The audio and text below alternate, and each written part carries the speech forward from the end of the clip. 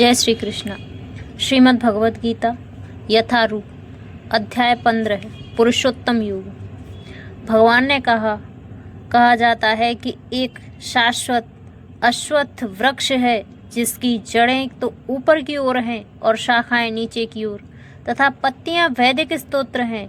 जो इस वृक्ष को जानता है वह वेदों का ज्ञाता है।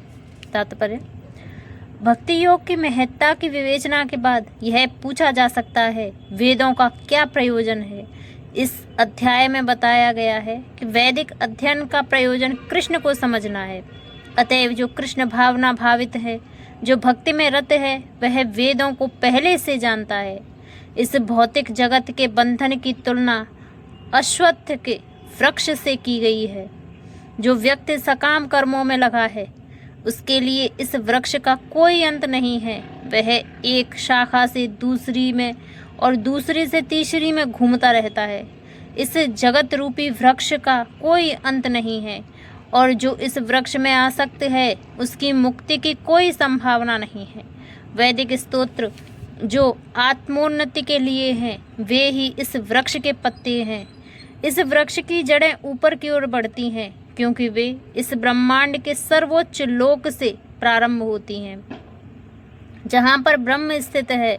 यदि कोई इस मोह रूपी अविनाशी वृक्ष को समझ लेता है तो वह इससे बाहर निकल सकता है। बाहर निकलने की इस विधि को जानना आवश्यक है। पिछले अध्यायों में बताया जा चुका है कि भव बंधन से निकलने की कई विधियां हैं। हम 13वें अध्याय तक यह देख चुके हैं कि भगवत भक्ति ही सर्वोत्कृष्ट विधि है, भक्ति का मूल सिद्धांत है। भौतिक कार्यों से विरक्ति तथा भगवान की दिव्य सेवा से अनुरक्ति। इस अध्याय के प्रारंभ में संसार से आसक्ति तोड़ने की विधि का वर्णन हुआ है। इस संसार की जड़ें ऊपर को बढ़ती हैं। इसका अर्थ है कि ब्रह्मांड के सर्वोच्च लोक से पूर्ण भौतिक पदार्थ से यह प्रक्रिया शुरू होती है।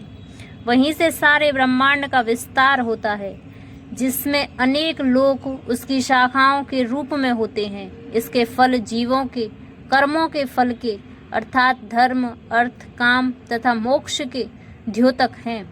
यद्यपि इस संसार में ऐसे वृक्ष का जिसकी शाखाएं नीचे की ओर हों तथा जड़ें ऊपर की ओर हों कोई अनुभव नहीं है, किंतु बात कुछ ऐसी ही है। ऐसा वृक्ष जलाशय के निकट पाया जा सकता है। हम देख सकते हैं जलाशय के तट पर उगे वृक्ष का प्रतिबिंब जल में पड़ता है तो उसकी जड़ें ऊपर तथा शाखाएं नीचे की ओर दिखती हैं। दूसरे शब्दों में यह जगत रूपी वृक्ष आध्यात्मिक जगत रूपी वास्तविक वृक्ष का प्रतिबिंब मात्र है। इस आध्यात्मिक जगत का प्रतिबिंब हमारी इच्छाओं से स्थित है। जिस प्रकार वृक्ष का प्रतिबिंब जल में रहता है, इच्छा ही इस प्रतिबिंब भौतिक प्रकाश में वस्तुओं के स्थित होने का कारण है।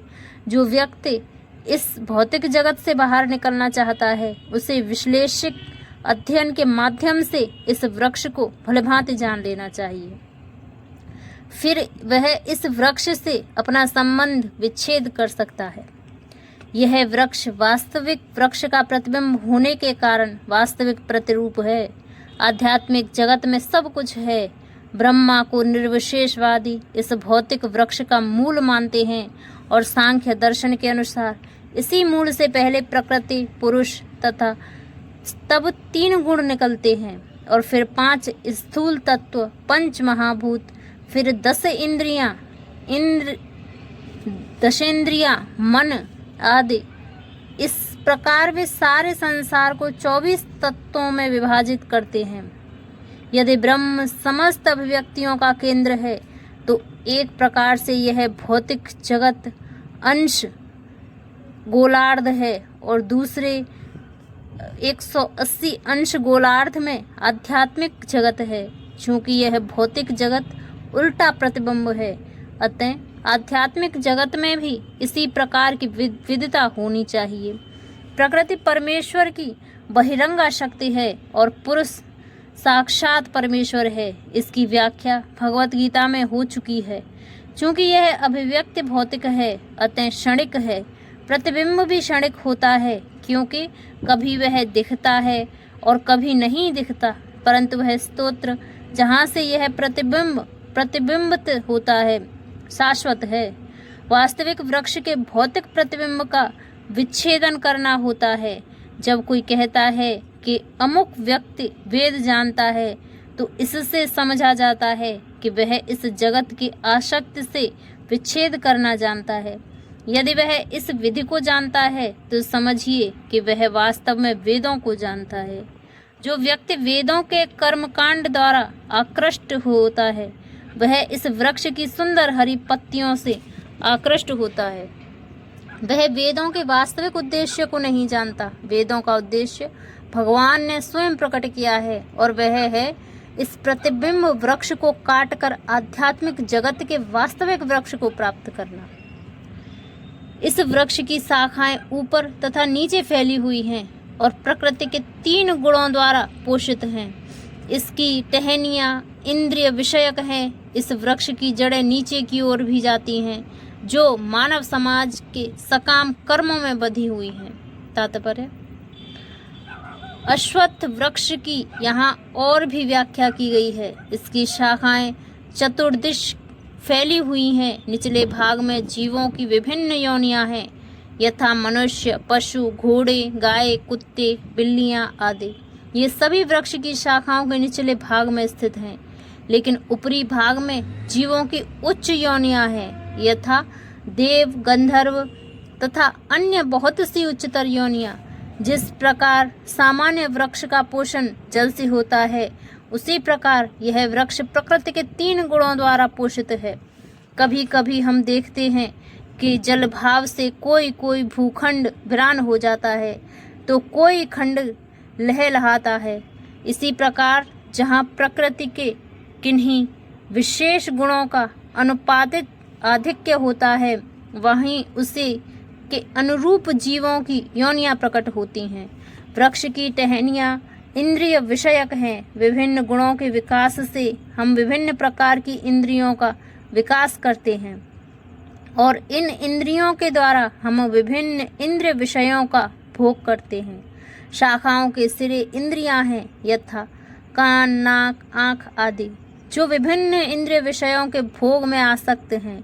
टहनियाँ शब्द, रूप, स्पर्श आदि इंद्रिय विषय हैं। सहायक जड़े राग तथा द्वेष हैं, जो विभिन्न प्रकार के कष्ट तथा इंद्रिय भोग के विभिन्न रूप हैं। धर्म अधर्म की प्रवृत्तियाँ इन्हीं गौड़ जड़ों से उत्पन्न हुई मानी जाती हैं, जो चारों दिशाओं में फैली हैं। वास्तविक जड़ तो ब्रह्मलोक में है, किंतु अन्य जड़ें मृत्युलोक में हैं। जब मनुष्य उच्च लोकों में पुण्य कर्मों का फल भोग चुकता है, तो वह इस धरा पर उतरता है और उन्नति के लिए सकाम कर्मों का नवीनीकरण करता है। यह मनुष्य लोक कर्म क्षेत्र माना जाता है। इस वृक्ष के वास्तविक स्वरूप का अनुभव इस जगत में नहीं किया जा सकता। कोई भी नहीं समझ सकता कि इसका आदि कहाँ है, अंत कहाँ है, या इसका आधार कहाँ है। लेकिन मनुष्य को चाहिए कि इस दृढ़ मूल वाले वृक्ष को विरक्त के शस्त्र से काट गिराए। तत्पश्चात उसे ऐसे स्थान की खोज करनी चाहिए जहाँ जाकर लौटना न पड़े, और जहाँ उस भगवान की शरण ग्रहण कर ली जाए, जिससे अनादि काल से प्रत्येक वस्तु का सूत्रपात तथा विस्तार होता आया है। तात्पर्य: अब यह स्पष्ट कह दिया गया है कि इस अश्वत्थ वृक्ष के वास्तविक स्वरूप को इस भौतिक जगत में नहीं समझा जा सकता, क्योंकि इसकी जड़ें ऊपर की ओर, अतः वास्तविक वृक्ष का विस्तार विरुद्ध दिशा में होता है। जब वृक्ष के भौतिक विस्तार में कोई फंस जाता है, तो उसे न तो यह पता चल पाता है कि यह कितनी दूरी तक फैला है, और न वह इस वृक्ष के शुभारंभ को ही देख पाता है। फिर भी मनुष्य के कारण की खोज करनी हुई होती है। मैं अमुक पिता का पुत्र हूँ, जो अमुक का पुत्र है आदि। इस प्रकार अनुसंधान करने से मनुष्य को ब्रह्मा प्राप्त होते हैं, जिन्हें गर्भोदकशायी विष्णु ने उत्पन्न किया है। इस प्रकार अनंत भगवान तक पहुँचा जा सकता है, जहाँ सारी गवेषणा का अंत हो जाता है। मनुष्य को इस वृक्ष के उद्गम परमेश्वर की खोज ऐसे व्यक्तियों की संगति द्वारा करनी होती है जिन्हें उस परमेश्वर का ज्ञान प्राप्त हो। इस प्रकार ज्ञान से मनुष्य धीरे धीरे वास्तविकता के इस शब्द प्रतिबिंब से विलग हो जाता है और संबंध विच्छेद होने पर वह वास्तव में मूल वृक्ष में स्थित हो जाता है। इस प्रसंग में असंग शब्द अत्यंत महत्वपूर्ण है, क्योंकि विषय भोग की आसक्ति तथा भौतिक प्रकृति पर प्रभुता अत्यंत प्रबल होती है। अतएव प्रामाणिक शास्त्रों पर आधारित आत्मज्ञान की विवेचना द्वारा विरक्ति सीखनी चाहिए और ज्ञानी पुरुषों से श्रवण करना चाहिए। भक्तों की संगति में रहकर ऐसी विवेचना से भगवान की प्राप्ति होती है। तब सर्वप्रथम जो करणीय है वह है भगवान की शरण ग्रहण करना। यहाँ पर उस स्थान पद का वर्णन किया गया है जहाँ जाकर मनुष्य इस छंद प्रतिबिंब वृक्ष में कभी वापस नहीं लौटता। भगवान कृष्ण वह आदिमूल है जहाँ से प्रत्येक वस्तु निकली है। उस भगवान का अनुग्रह प्राप्त करने के लिए केवल उनकी शरण ग्रहण करनी चाहिए, जो श्रवण कीर्तन आदि द्वारा भक्ति करने के फलस्वरूप प्राप्त होती है। वे ही भौतिक जगत के विस्तार के कारण हैं। इसकी व्याख्या पहले ही स्वयं भगवान ने की है। मैं प्रत्येक वस्तु का उद्गम हूँ, अतएव इस भौतिक जीवन रूपी प्रबल अश्वत्थ के वृक्ष के बंधन से छूटने के लिए कृष्ण की शरण ग्रहण करनी चाहिए। कृष्ण की शरण ग्रहण करते ही मनुष्य स्वतः इस भौतिक विस्तार से विलग हो जाता है। जो झूठी प्रतिष्ठा, मोह तथा कुसंगत से मुक्त हैं, जो शाश्वत तत्व को समझते हैं, जिन्होंने भौतिक काम को नष्ट कर दिया है, जो सुख तथा दुख के द्वंद्व से मुक्त हैं और जो मोह रहित होकर परम पुरुष के शरणागत होना जानते हैं, वे उस शाश्वत राज्य को प्राप्त होते हैं। तात्पर्य, यहाँ पर शरणागति का अत्यंत सुंदर वर्णन हुआ है। इसके लिए जिस प्रथम योग्यता की आवश्यकता है वह है मिथ्या अहंकार से मोहित न होना। क्योंकि बद्ध जीव अपने को प्रकृति का स्वामी मानकर गर्वित रहता है, अतएव उसके लिए भगवान की शरण में जाना कठिन होता है। उसे वास्तविक ज्ञान के अनुशीलन द्वारा यह जानना चाहिए कि वह प्रकृति का स्वामी नहीं, उसका स्वामी तो परमेश्वर है। जब मनुष्य अहंकार से उत्पन्न मोह से मुक्त हो जाता है, तभी शरणागति की प्रक्रिया प्रारंभ हो सकती है। जो व्यक्ति इस संसार में सदैव सम्मान की आशा रखता है, उसके लिए भगवान के शरणागत होना कठिन है। अहंकार तो मोह के कारण होता है, क्योंकि यद्यपि मनुष्य यहाँ आता है, कुछ काल तक रहता है और फिर चला जाता है, तो भी मूर्खतावश यह समझ बैठता है कि वही इस संसार का स्वामी है। इस तरह वह सारी परिस्थिति को जटिल बना देता है और सदैव कष्ट उठाता रहता है। सारा संसार इसी भ्रांत धारणा के अंतर्गत आगे बढ़ता है। लोग सोचते हैं कि यह भूमि या पृथ्वी मानव समाज की है और उन्होंने भूमि का विभाजन इस मिथ्या धारणा से कर रखा है कि वे इसके स्वामी हैं। मनुष्य को इस भ्रम से मुक्त होना चाहिए कि मानव समाज की इस जगत का स्वामी है।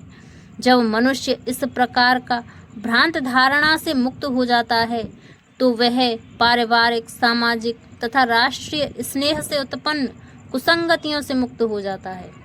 ये त्रुटिपूर्ण संगतियां ही उसे इस संसार से बांधने वाली हैं। इस अवस्था के बाद उसे आध्यात्मिक ज्ञान विकसित करना होता है।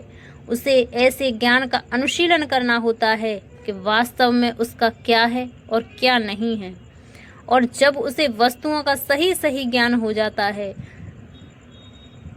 तो वह सुख, दुख, हर्ष, विषाद जैसे द्वंद्वों से मुक्त हो जाता है। वह ज्ञान से परिपूर्ण हो जाता है और तब भगवान का शरणागत बनना संभव हो जाता है। वह मेरा परम धाम न तो सूर्य या चंद्र के द्वारा प्रकाशित होता है, न अग्नि या बिजली से। जो लोग वहां पहुंच जाते हैं, वे इस भौतिक जगत में फिर से लौटकर नहीं आते। तात्पर्य, यहाँ पर आध्यात्मिक जगत अर्थात भगवान कृष्ण के धाम का वर्णन हुआ है, जिसे कृष्ण लोक या गौलोक वृंदावन कहा जाता है, जिनमें आकाश में न तो सूर्य प्रकाश की आवश्यकता है, न चंद्र प्रकाश अथवा अग्नि या बिजली की, क्योंकि सारे लोक स्वयं प्रकाशित हैं। इस ब्रह्मांड में केवल एक लोक सूर्य ऐसा है जो स्वयं प्रकाशित है, लेकिन आध्यात्मिक आकाश में सभी लोक स्वयं प्रकाशित हैं। उन समस्त लोकों के, जिन्हें वैकुंठ कहा जाता है, चमचमाते तेज से चमकीला आकाश बनता है, जिसे ब्रह्म ज्योति कहते हैं।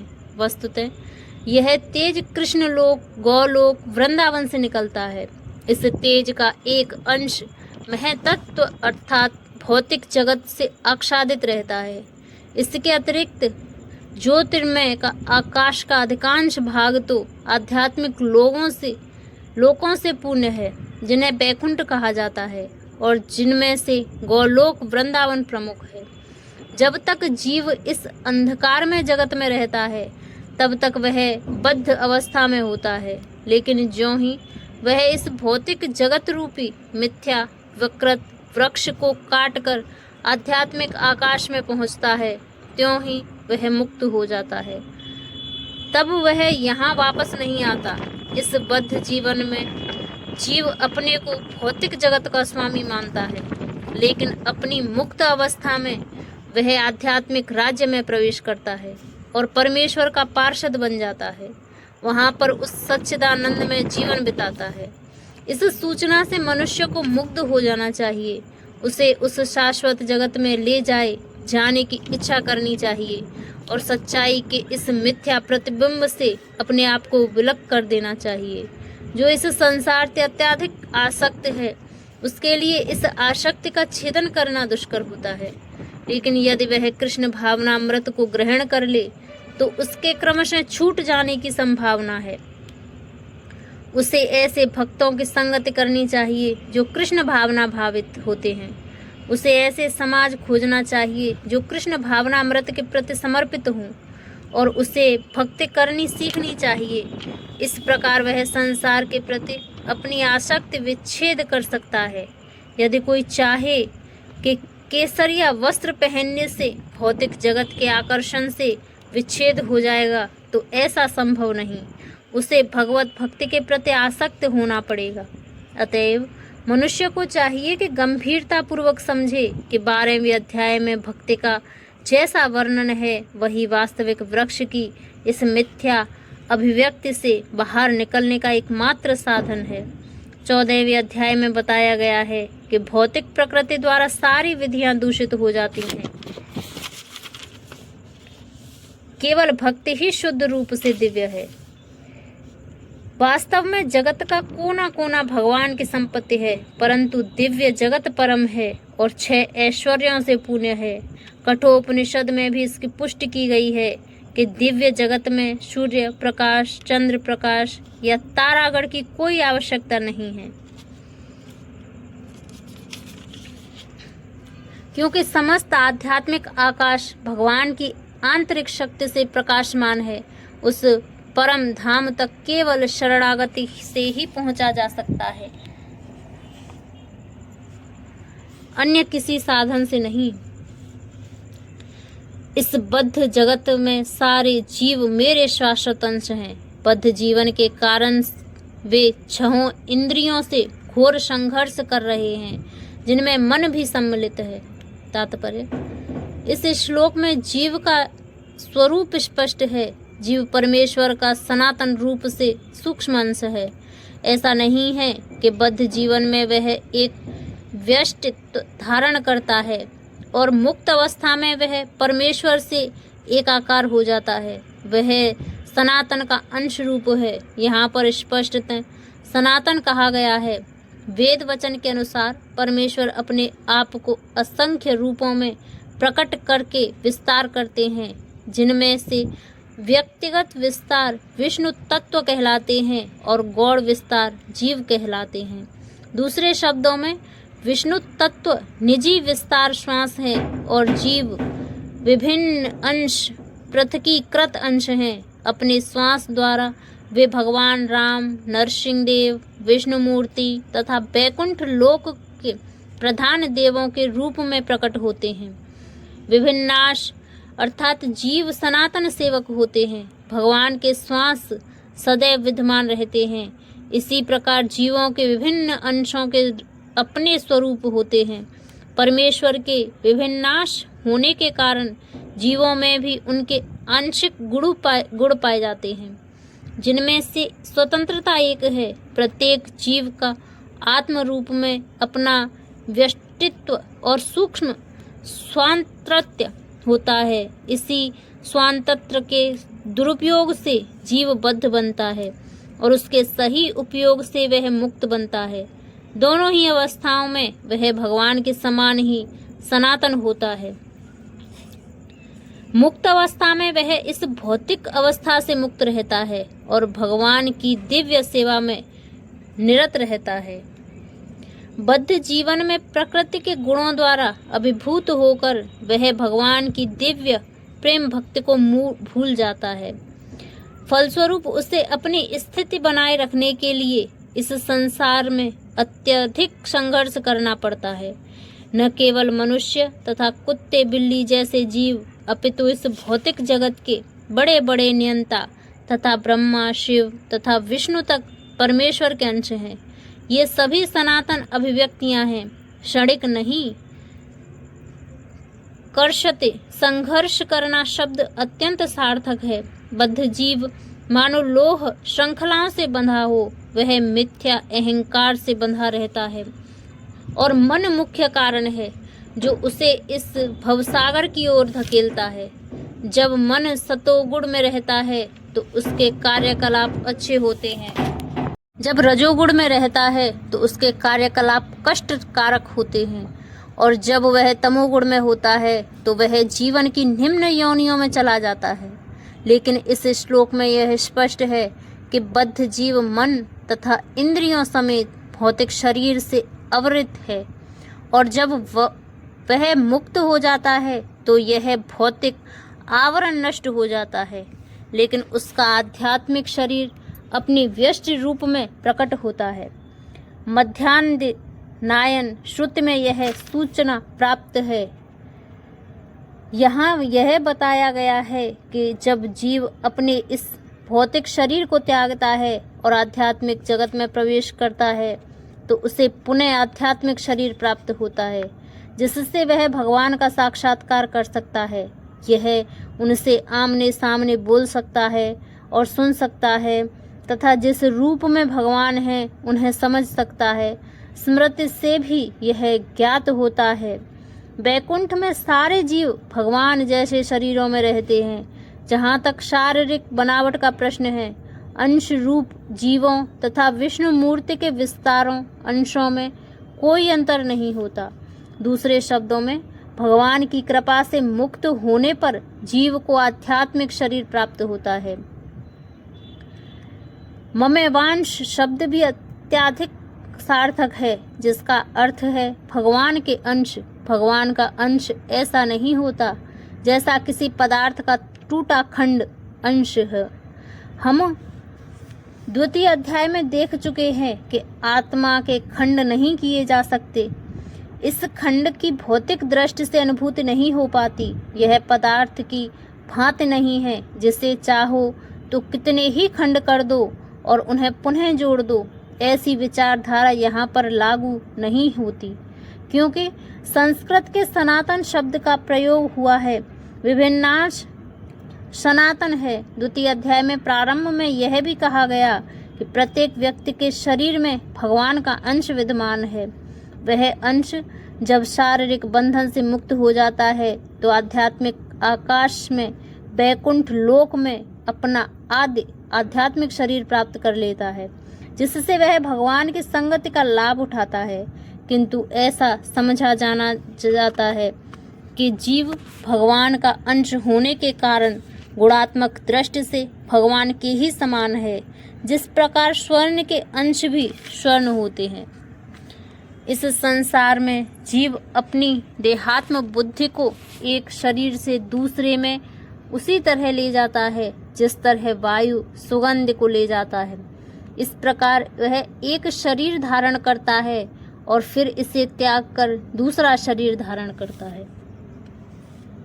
तात्पर्य, यहाँ पर जीव को ईश्वर अर्थात अपने शरीर का नियामक कहा गया है। यदि वह चाहे तो अपने शरीर को त्याग कर उच्चतर यौन में जा सकता है और चाहे तो निम्न यौन में जा सकता है। इस विषय में उसे थोड़ी स्वतंत्रता प्राप्त है। शरीर में जो परिवर्तन होता है वह उस पर निर्भर करता है। मृत्यु के समय वह जैसी चेतना बनाए रखता है वही उसे दूसरे शरीर तक ले जाती है। यदि वह कुत्ते या बिल्ली जैसी चेतना बनाता है तो उसे कुत्ते या बिल्ली का शरीर प्राप्त होता है। यदि वह अपनी चेतना देवी गुणों में स्थित करता है तो उसे देवता का स्वरूप प्राप्त होता है। और यदि वह कृष्ण भावनामृत में होता है तो वह आध्यात्मिक जगत में कृष्ण लोक को जाता है, जहाँ उसका सानिध्य कृष्ण से होता है। यह दावा मिथ्या है कि इस शरीर के नाश होने पर सब कुछ समाप्त हो जाता है।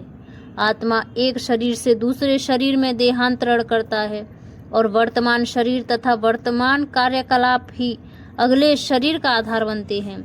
कर्म के अनुसार भिन्न शरीर प्राप्त होता है और समय आने पर यह शरीर त्यागना होता है। यहाँ यह कहा गया है कि सूक्ष्म शरीर जो अगले शरीर का बीज वहन करता है, अगले जीवन में दूसरा शरीर निर्माण करता है।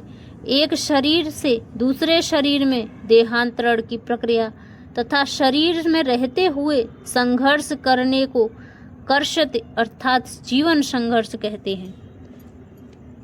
इस प्रकार दूसरा स्थूल शरीर धारण करके जीव विशेष प्रकार का कान, आँख, जीभ, नाक तथा स्पर्श इंद्रिया, त्वचा प्राप्त करता है और मन के चारों ओर सुपुंजित है। इस प्रकार वह इंद्रिय विषयों के एक विशिष्ट समुच्चय का भोग करता है।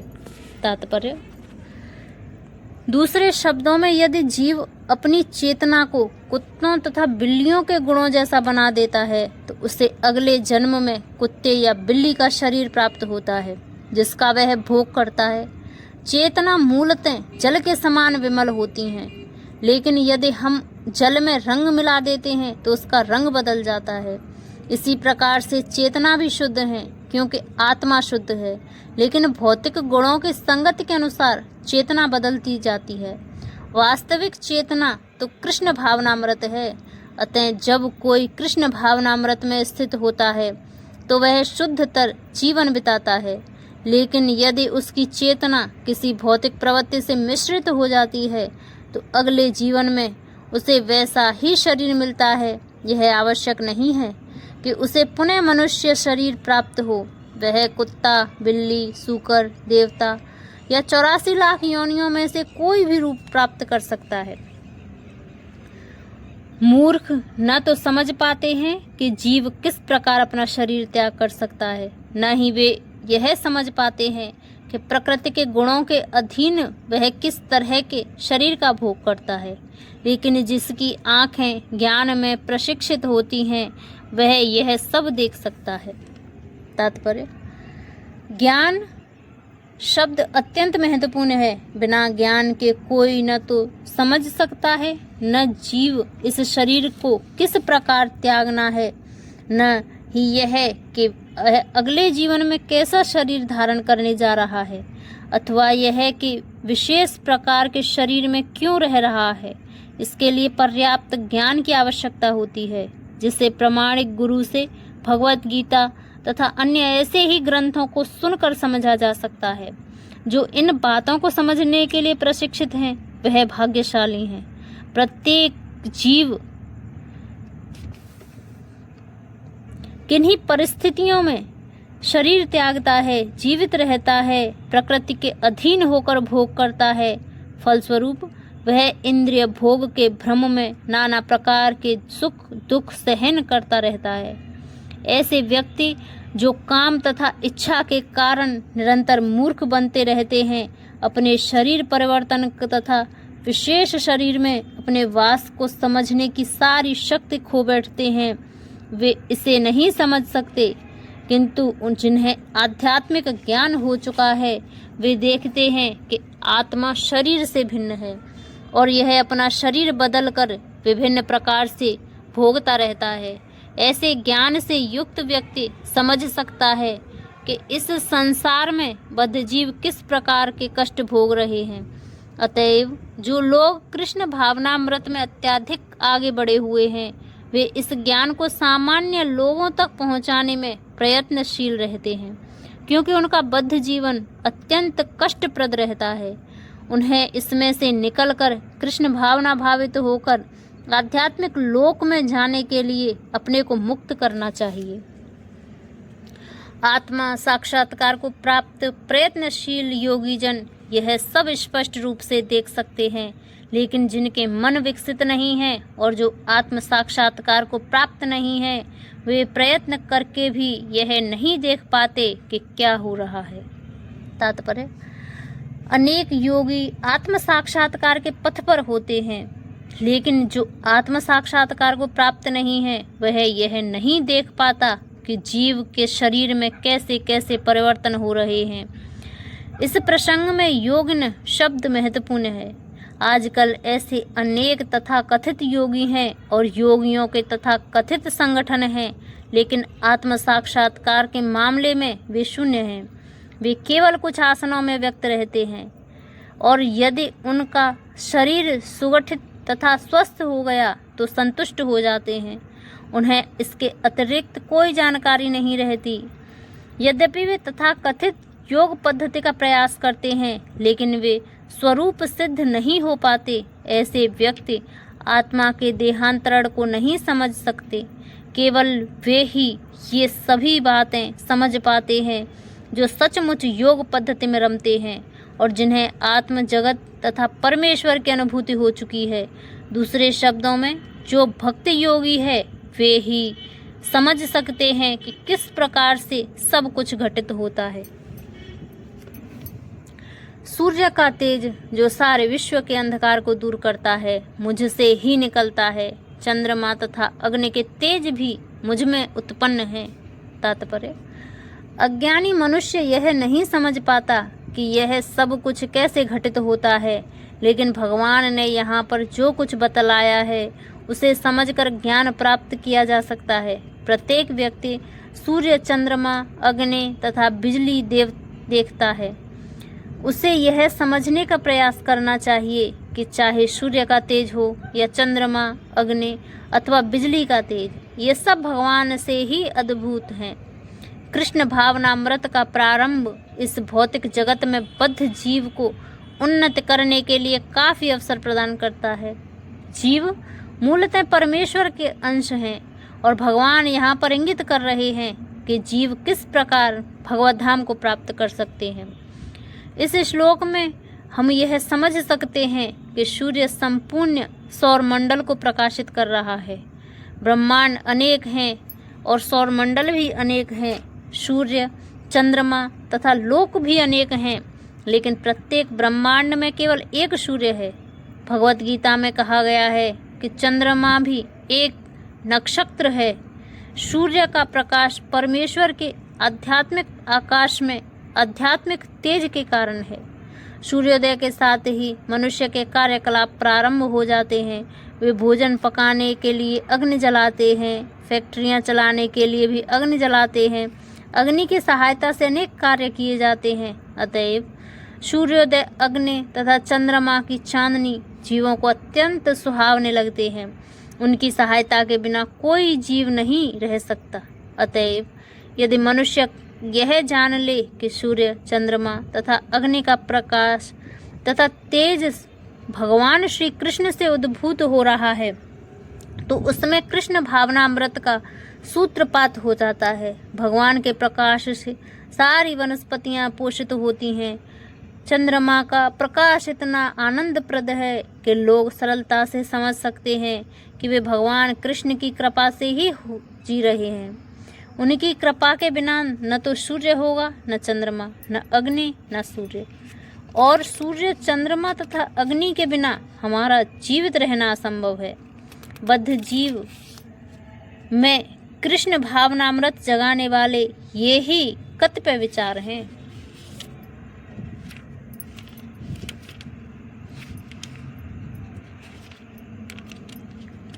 मैं प्रत्येक लोक में प्रवेश करता हूँ और मेरी शक्ति से सारे लोग अपनी कक्षा में स्थित रहते हैं।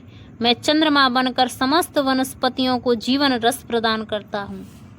तात्पर्य, ऐसा ज्ञात है कि सारे लोग केवल भगवान की शक्ति से वायु में तैर रहे हैं। भगवान प्रत्येक अणु, प्रत्येक लोक, प्रत्येक जीव में प्रवेश करते हैं। इसकी विवेचना ब्रह्म संहिता में की गई है। उसमें कहा गया है, परमेश्वर का एक अंश परमात्मा लोकों में, ब्रह्मांड में, जीव में तथा अणु तक में प्रवेश करता है। अतएव उनके प्रवेश करने से प्रत्येक वस्तु ठीक से दिखती है। जब आत्मा होता है तो जीवित मनुष्य पानी में तैर सकता है, लेकिन जब जीवित स्फुलिंग इस देह से निकल जाता है तो शरीर मृत हो जाता है, तो शरीर डूब जाता है।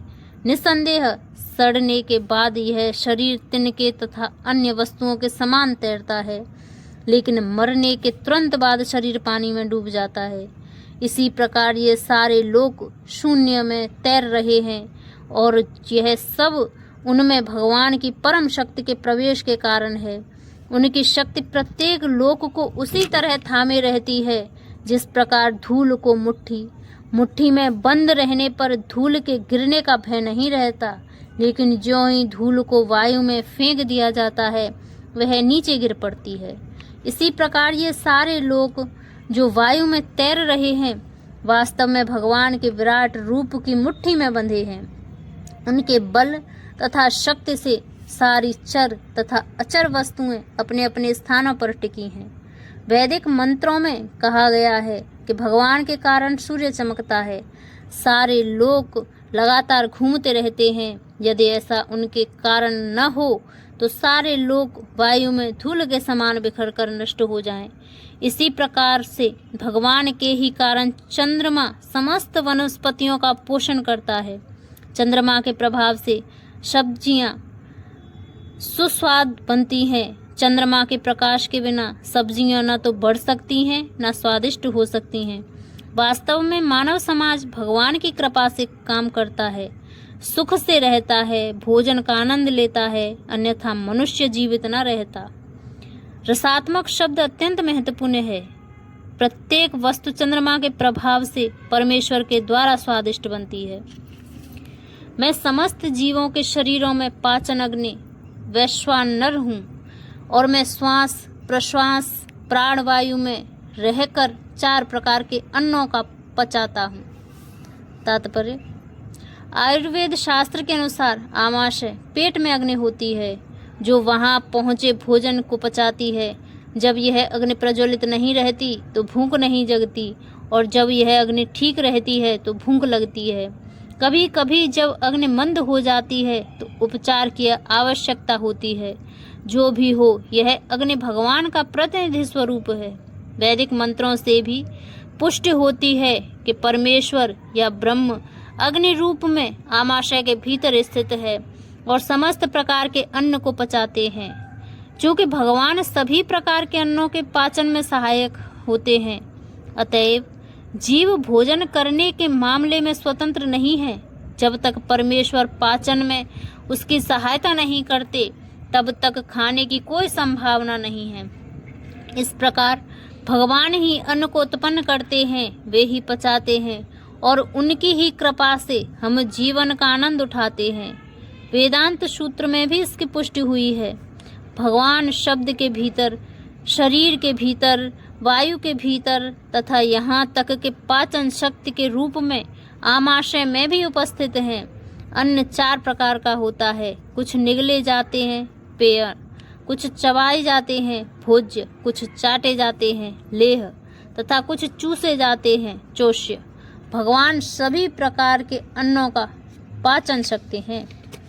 मैं प्रत्येक जीव के हृदय में आसीन हूँ और मुझसे ही स्मृति, ज्ञान तथा विस्मृति होती है।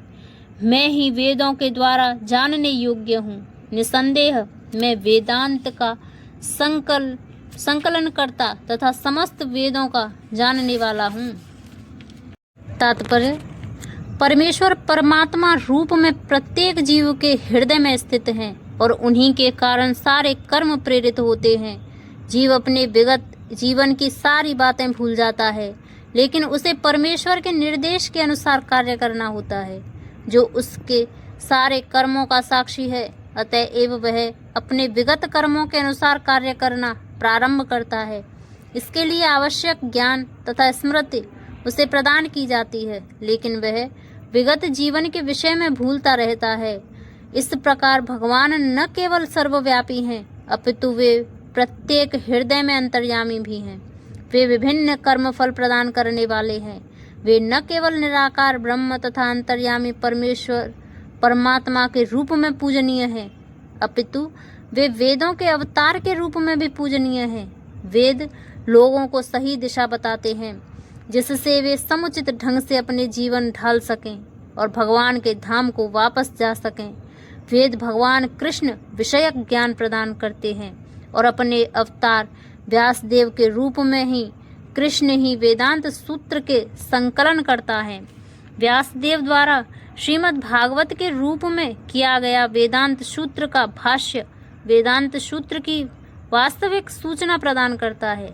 भगवान इतने पुण्य हैं कि बद्ध जीवों के उद्धार हेतु वे उसके अन्न के प्रदाता एवं पाचक हैं, उसके कार्यकलापों के साक्षी हैं, वेदों के रूप में ज्ञान के प्रदाता हैं।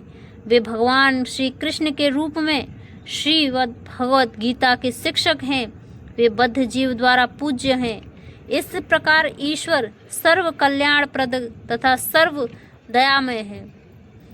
अतः जीव ज्यों ही अपने इस शरीर को छोड़ता है, इसे भूल जाता है, लेकिन परमेश्वर द्वारा प्रेरित होने पर वह फिर से काम करने लगता है। यद्यपि जीव भूल जाता है, लेकिन भगवान उसे बुद्धि प्रदान करते हैं, जिससे वह अपने पूर्व जन्म के अपुण्य कार्यों को फिर से करने लगता है।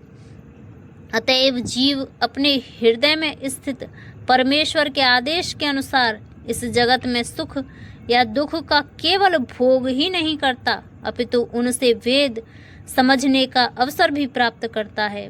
यदि कोई ठीक से वैदिक ज्ञान पाना चाहे तो कृष्ण उसे आवश्यक बुद्धि प्रदान करते हैं। वे इसलिए वैदिक ज्ञान प्रस्तुत करते हैं, इसलिए कि जीव को कृष्ण को समझने की आवश्यकता है। इसकी पुष्टि वैदिक साहित्य से होती है। चारों वेदों, वेदांत सूत्र तथा उपनिषदों तथा पुराणों समेत सारे वैदिक साहित्य में परमेश्वर की कीर्ति का गान है। उन्हें वैदिक अनुष्ठानों द्वारा, वैदिक दर्शन की व्याख्या द्वारा तथा भगवान की भक्ति में पूजा द्वारा प्राप्त किया जाता है। अतएव वेदों का उद्देश्य कृष्ण को समझना है। वेद हमें निर्देश देते हैं जिससे कृष्ण को जाना जा सकता है और उनकी अनुभूति की जा सकती है। भगवान ही चरम लक्ष्य है। वेदांत सूत्र में इसकी पुष्टि इन शब्दों में हुई है। मनुष्य 3 अवस्थाओं में सिद्धि प्राप्त करता है। वैदिक साहित्य के ज्ञान से भगवान के साथ अपने संबंध को समझा जा सकता है। विभिन्न विधियों को संपन्न करके उन तक पहुंचा जा सकता है और अंत में उस परम लक्ष्य श्री भगवान की प्राप्ति की जा सकती है। इस श्लोक में वेदों के प्रयोजन, वेदों के ज्ञान तथा वेदों के लक्ष्य को स्पष्टतः परिभाषित किया गया है। जीव 2 प्रकार के हैं, च्युत तथा अच्युत। भौतिक जगत में प्रत्येक जीव च्युत क्षर होता है और आध्यात्मिक जगत में प्रत्येक जीव अच्युत अक्षर कहलाता है। तात्पर्य, जैसे कि पहले बताया जा चुका है, भगवान ने अपने व्यासदेव अवतार में ब्रह्म सूत्र का संकलन किया। भगवान ने यहाँ पर वेदांत सूत्र की विषय वस्तु का सार संक्षेप दिया है। उनका कहना है कि जीव जिनकी संख्या अनंत है 2 श्रेणियों में विभाजित किए जा सकते हैं, च्युर क्षर तथा अच्युर अक्षर। जीव भगवान के सनातन पृथकीकृत अंश, विभान्नांश हैं। जब उनका संसर्ग भौतिक जगत से होता है तो वे जीव भूत कहलाते हैं। यहाँ पर शर्वान भूताद पद प्रयुक्त हुआ है, जिसका अर्थ है कि जीव च्युत है।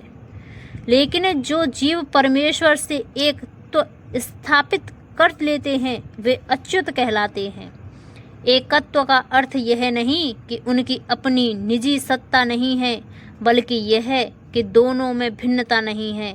वे सब सृजन के प्रयोजन को मानते हैं। निसंदेह आध्यात्मिक जगत में सृजन जैसी कोई वस्तु नहीं है, लेकिन चूंकि जैसा कि वेदांत सूत्र में कहा गया है, भगवान समस्त उद्भुवों के स्तोत्र हैं, अतएव यहाँ पर इस विचारधारा की व्याख्या की गई है।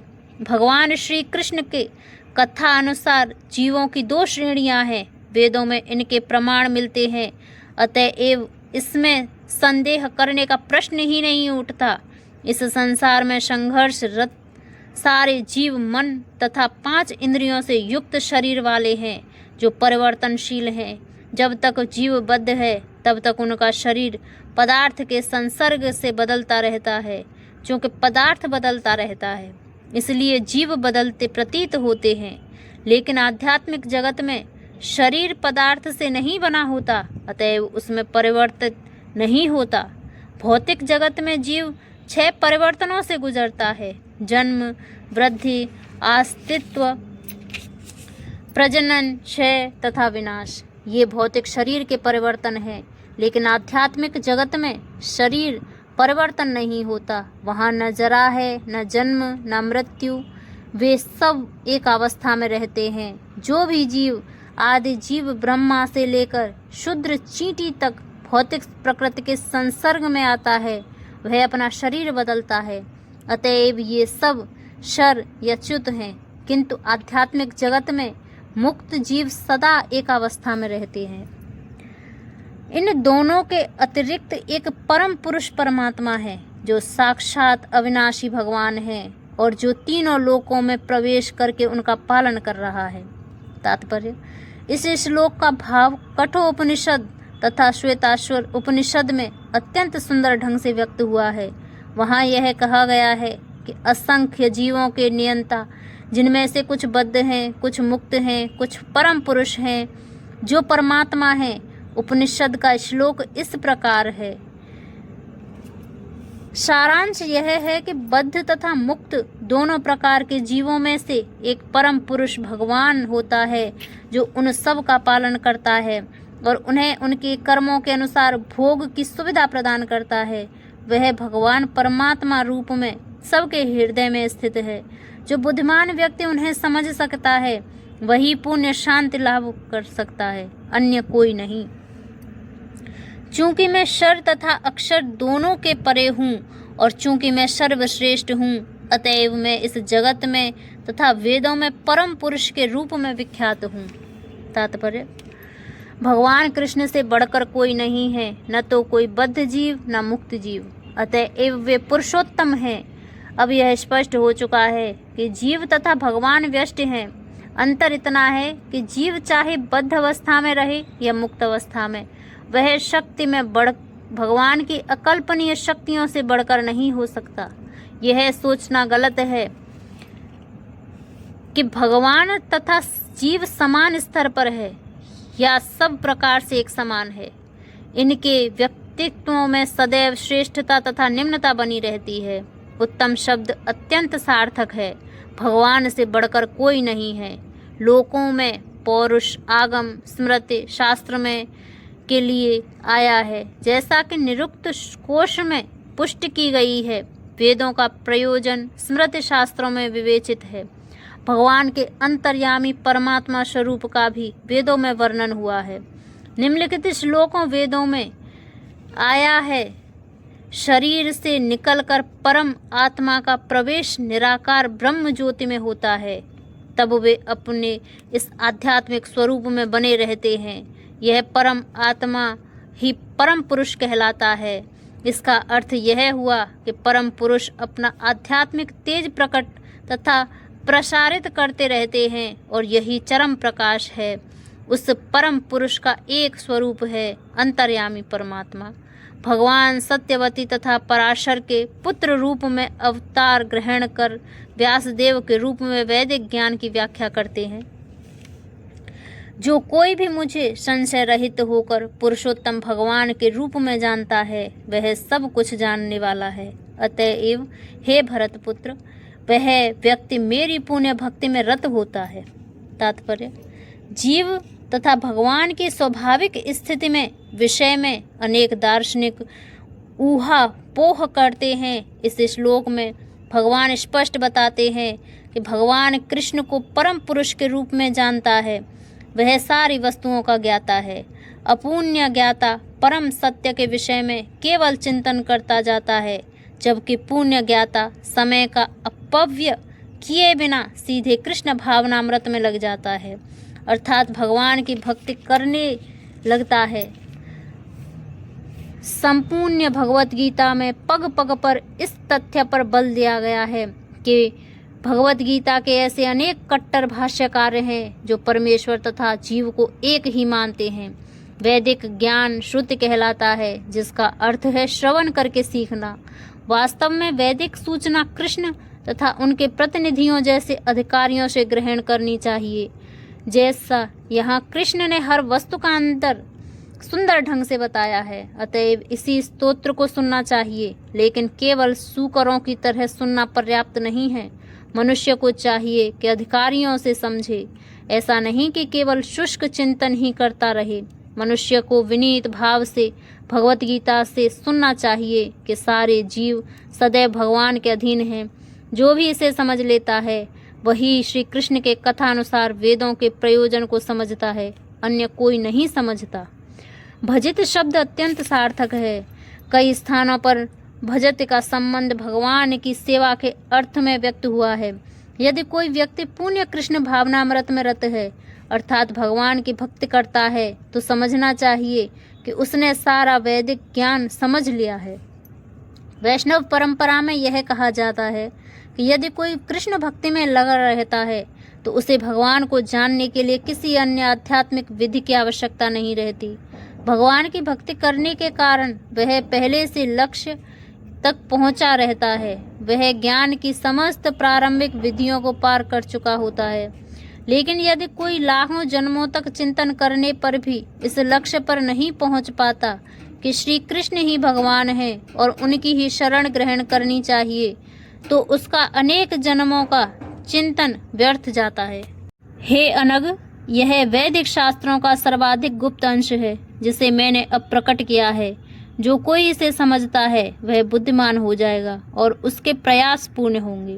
तात्पर्य: भगवान ने यहाँ स्पष्ट किया है कि यही सारे शास्त्रों का सार है और भगवान ने इसे जिस रूप में कहा है उसे उसी रूप में समझा जाना चाहिए।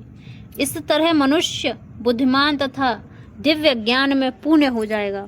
दूसरे शब्दों में, भगवान के इस दर्शन को समझने तथा उनकी नित्य सेवा में प्रवृत्त होने से प्रत्येक व्यक्ति प्रकृति के गुणों के समस्त कलमश से मुक्त हो सकता है। भक्ति आध्यात्मिक ज्ञान की एक विधि है। जहाँ भी भक्ति होती है वहाँ भौतिक कलमश नहीं रह सकता। भगवत भक्ति तथा स्वयं भगवान एक हैं, क्योंकि दोनों आध्यात्मिक हैं। भक्ति परमेश्वर की अतरंगा शक्ति के भीतर होती है। भगवान सूर्य के समान है और अज्ञान अंधकार है। जहाँ सूर्य विद्यमान है वहाँ अंधकार का प्रश्न ही नहीं उठता। अतएव जब भी प्रमाणिक गुरु के मार्गदर्शन के अंतर्गत भक्ति की जाती है तो अज्ञान का प्रश्न नहीं उठता। प्रत्येक व्यक्ति को चाहिए कि कृष्ण भावनामृत को ग्रहण करे और बुद्धिमान तथा शुद्ध बनने के लिए भक्ति करे। जब तक कोई कृष्ण को इस प्रकार नहीं समझता और भक्ति में प्रवृत्त नहीं होता, तब तक सामान्य मनुष्य की दृष्टि में कोई कितना बुद्धिमान क्यों ना हो, वह पूर्णतः बुद्धिमान नहीं है। जिस अनग शब्द से अर्जुन को संबोधित किया गया है वह सार्थक है। अनग अर्थात हे निष्पाप का अर्थ है जब तक कोई मनुष्य समस्त पाप कर्मों से मुक्त नहीं हो जाता तब तक कृष्ण को समझ पाना कठिन है। उसे समस्त कलमश समस्त पाप कर्मों से मुक्त होना होता है, तभी वह समझ सकता है। लेकिन भक्ति इतनी शुद्ध तथा शक्तिमान होती है कि एक बार भक्ति में प्रवृत्त होने पर मनुष्य स्वतः निष्पाप हो जाता है। शुद्ध भक्तों की संगति में रहकर पुण्य कृष्ण भावनामृत में भक्ति करते हुए कुछ बातों को बिल्कुल ही दूर कर देना चाहिए। सबसे महत्वपूर्ण बात जिस पर विजय पानी है वह है हृदय की दुर्बलता। पहला पतन प्रकृति पर प्रभुत्व जताने की इच्छा के कारण होता है। इस तरह मनुष्य भगवान की दिव्य प्रेम भक्ति को त्याग देता है। दूसरी हृदय की दुर्बलता है कि जब कोई अधिक प्रभुत्व जताने की इच्छा करता है तो वह भौतिक पदार्थ के स्वामित्व के प्रति आसक्त हो जाता है। इस संसार की सारी समस्याएं इन्हीं हृदय की दुर्बलताओं के कारण है। इस अध्याय के प्रथम 5 श्लोकों में हृदय की इन्हीं दुर्बलताओं से अपने को मुक्त करने की विधि का वर्णन हुआ है। और छठे श्लोक में अंतिम श्लोक तक पुरुषोत्तम योग की विवेचना हुई है। इस प्रकार श्रीमद् भगवद गीता के 15वें अध्याय पुरुषोत्तम योग का भक्ति वेदांत तात्पर्यपूर्ण हुआ।